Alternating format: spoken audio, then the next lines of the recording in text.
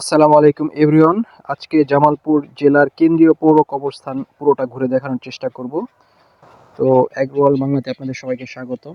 আজকে জামালপুর জেলায় জামালপুর সদরে অবস্থিত জামালপুর পৌরসভার বনপাড়া এলাকায় জামালপুর কেন্দ্রীয় পৌর কবরস্থানটি অবস্থিত এবং এই কবরস্থানটি পুরোটাই আমি ঘুরে দেখানোর চেষ্টা করব। দেখেন, কবরস্থানটি প্রায় 100 বছরের পুরাতন। তো এখানে হাজার হাজার মানুষের কবর এখানে রয়েছে, হাজার হাজার, এবং কবরস্থানটি আয়তনে অনেক বড়, অনেক বড়। আমার দেখা মতে আমি বেশ কয়েকটি কবরস্থান ঘুরে দেখেছি, তার মধ্যে আমার জানা মতে এই কবরস্থানটি আয়তনের দিক থেকে অনেক বড় হবে। আপনারা যারা ঢাকায় থাকেন, ঢাকায় হয়তো বনানী কবরস্থান দেখে থাকতে পারেন। তো বনানী কবরস্থানের সাথে যদি আমি তুলনা করি, বনানী কবরস্থানটা যেহেতু আমি দেখেছি, ভিতরে গিয়ে পুরোটা ঘুরে দেখেছি, তো সেটার তুলনায় এটার আয়তন আরও কম না হলেও প্রায় বেশি হতে পারে। তো দেখেন, এখানকার কবরস্থানটি আমি ভেতর দিক থেকে দেখাচ্ছি। আসলে পৃথিবীতে সবাই চিরস্থায়ী না, মানুষ অল্প সময়ের জন্য পৃথিবীতে আসে এবং কিছুদিন অতিবাহিত করার পরে সবারই একদিন এই পৃথিবী থেকে চলে যাওয়া লাগবে। তো আমরা মাঝে মধ্যে আসলে কবরস্থান এসে মৃত্যুর কথা স্মরণ করা উচিত। মৃত্যুর কথা বেশি বেশি স্মরণ করলে মনে অনেকটাই প্রশান্তি চলে আসবে। পৃথিবীতে লোভ, লালসা, ধন সম্পদের প্রতিযোগিতা ইত্যাদি কারণে মনের মধ্যে সবসময় একটা অশান্তি লেগেই থাকে। তো সেই অশান্তিকে যদি আপনারা দূর করতে চান, আমি মনে করি অবশ্যই আপনারা সপ্তাহে একদিন হলেও কবরস্থানগুলো এসে ঘুরে দেখে যাবেন, তাহলে মনের ভিতরে শান্তি অনুভব হবে। কারণ পৃথিবীতে আমরা অল্প সময়ের জন্যই আছি, আবার এই পৃথিবী ছেড়ে চলে যাওয়া লাগবে। তো দেখেন, এই কবরস্থানের ভেতরে সুন্দর বসার জায়গা আছে। কবরস্থানটি অনেক বড়, আপনার পুরো কবরস্থান হেঁটে দেখতে গেলে প্রায় 15-20 মিনিট হয়তো চলে যাবে, তাও শেষ করতে পারবেন না।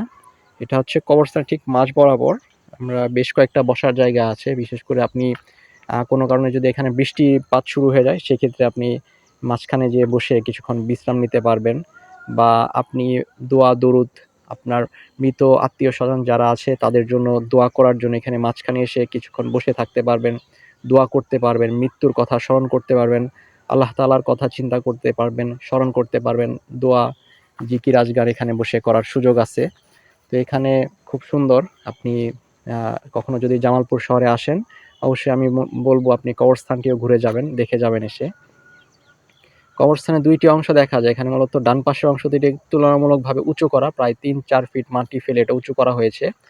কারণ বর্ষাকালে দেখা যায় ডান পাশের অংশে আগে পানি জমতো, তো এখানে মাটি ফেলে এটা উঁচা করা হয়েছে যাতে পানি না জমে। কিন্তু বাম পাশের অংশে এখনো, এই হাতের বাম পাশের যে অংশ দেখতে পাচ্ছেন, এটা এখনো মাটি ফেলা হয়নি, যার ফলে দেখা যায় বর্ষাকাল এলে এখানে অনেক সময় পানি জমে থাকতে দেখা যায়।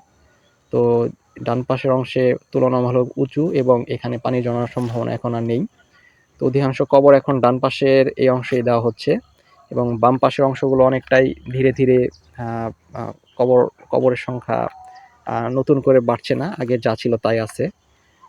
আর এখানে ঘুরে দেখলেন অনেক মানুষের কবরস্থান, যেহেতু অনেক মানুষের কবর এখানে আছে এবং অনেকেই আসে, এসে এখানে দোয়া করে।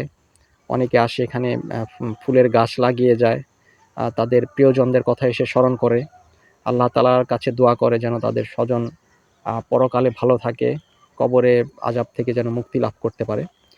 দেখেন, আমরা ঘুরতে ঘুরতে কবরস্থানের দক্ষিণ অংশে আমরা চলে এসেছি। এটা হচ্ছে দক্ষিণ অংশে দেখতে পারবেন, এখান দিয়েও সরু রাস্তা, পুরোটাই মাঝখান দিয়ে করিডোরের মতো রাস্তা দেওয়া আছে। কবরস্থানের মাঝখান দিয়ে বেশ কয়েকটি সরু রাস্তা দেওয়া আছে, আপনি পুরোটাই হেঁটে হেঁটে দেখতে পারবেন। এটা হচ্ছে কবরস্থানের দক্ষিণ অংশ এবং এখানে মূল গেটটি অবস্থিত, এবং মূল গেট দিয়ে আপনি বাহিরে গেলে দেখতে পারবেন গেটটি চমৎকার করে লেখা আছে কেন্দ্রীয় পৌর কবরস্থান।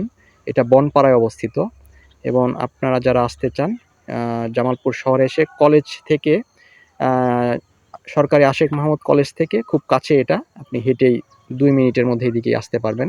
ভিডিওটি দেখে কেমন লাগলো অবশ্যই কমেন্ট বক্স জানাবেন, এবং অ্যাগ্রো ওয়ার্ল্ড বাংলাতে সাথে থাকার জন্য ধন্যবাদ। চ্যানেল সাবস্ক্রাইব করে পাশেই থাকবেন।